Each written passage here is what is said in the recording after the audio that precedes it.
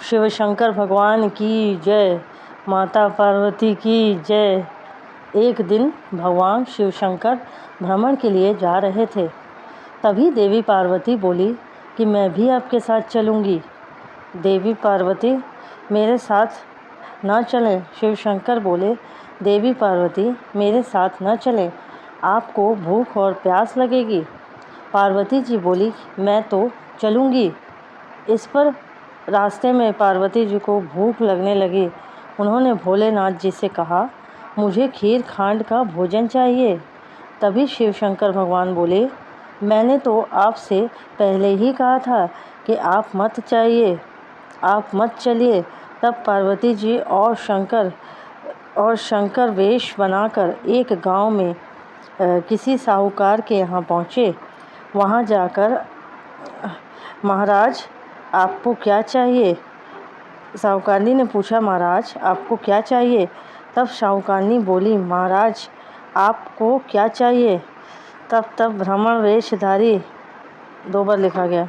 भगवान शिव शंकर बोले, हमें खीर खांड का भोजन चाहिए। इतना ही रहने दो, ये गड़बड़ हो गया ना बीच में। साहूकारनी बोली, महाराज आपको क्या चाहिए? तब ब्राह्मण वेशधारी शिव शंकर बोले, हमें खीर खांड का भोजन चाहिए। इस पर साहूकारनी ने कहा, अगर खीर खांड के भोजन चाहिए तो अपने घर में क्यों नहीं रहे?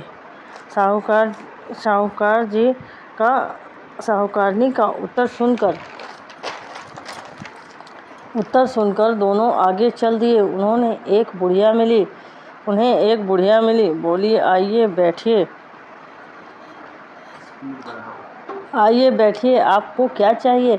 महाराज बोले, हमें खीर खांड का भोजन चाहिए। बुढ़िया बोली, मैं अभी लेकर आती हूँ, और यह कहकर लोटा लेकर चल दी। बुढ़िया से शिव शंकर बोले, कहाँ जा रही हो? इस पर उसने कहा, मैं दूध चावल और खांड लेने जा रही हूँ। अम्मा अपने घर में देख, दूध के टोकने भरे हैं, चावल की परात भरी है, खांड की बोरियां भरी है। फिर बुढ़िया अंदर गई। उसने देखा कि दूध चावल खांड सब कुछ भरे पड़े हैं। फिर बुढ़िया ने खीर बनाई और शंकर पार्वती को जिमा दिया। उसके बाद बुढ़िया ने कहा, मैं अब इस बची हुई खीर का क्या करूं? तब उन्होंने कहा, एक बार आँख मीचो, देखा।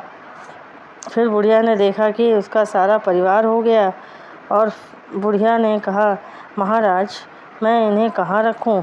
फिर शिव जी ने झोंपड़ी को लात मारी और झोंपड़ी से महल बन गई। यह देखकर बुढ़िया बहुत खुश हुई। वह खीर के कटोरे भर भर कर बांटने लगी। वह खीर देने साहूकारनी के घर पहुंची। साहूकारनी ने पूछा, यह सब कैसे हुआ? मेरे यहाँ खीर खांड का भोजन, यह सब कैसे हुआ? उसने कहा, मेरे यहाँ ब्राह्मण और ब्राह्मणी खीर खांड का भोजन करने आए थे। उन्हीं के प्रताप से यह सब हुआ। साहूकारनी ने कहा, मेरा धन तेरे घर कैसे आ गया? मेरे पास तो कुछ भी नहीं रहा। कहाँ है वह ब्राह्मण ब्राह्मणी? यह दोनों तो अभी मेरे घर से निकले हैं। साहूकारनी भागी भागी उन्हें ढूंढने के लिए निकल गई। दोनों ब्राह्मण और ब्राह्मणी को उसने रास्ते में देखा और बोली, मोरा मोरी ठहरियो, मेरा धन उस बुढ़िया को क्यों दे दिया? तब ब्राह्मण वेशधारी शिव बोले, तूने ना करी, तेरे ना हो गई। उसने हाँ करी, उसके हाँ हो गई। मैंने तो ना तेरा किसी को दिया।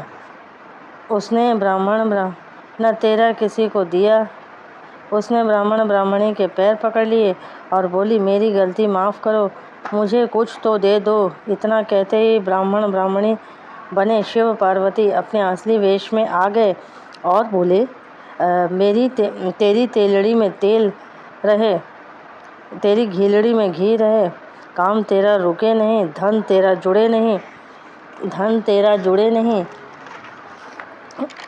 तेरा गिरे नहीं। इतना कहकर भगवान भोलेनाथ माता पार्वती अंतर्ध्यान हो गए। हे शिव शंकर भगवान और माता पार्वती, जैसे आपने बुढ़िया पर कृपा करी, वैसे ही सब पर करना। कहानी सुनाने वाले सब पर अपनी कृपा करना। कहानी अधूरी हो तो उसे पूरी करना, पूरी हो तो माफ़ करना, पूरी हो तो मान रखना। बोलिए शिव शंकर भगवान की जय, पार्वती माता की जय। अगर कहानी आपको अच्छी लगी तो कमेंट्स करें, तो कमेंट्स में महादेव लिखना न भूलें। आप सबका हार्दिक धन्यवाद।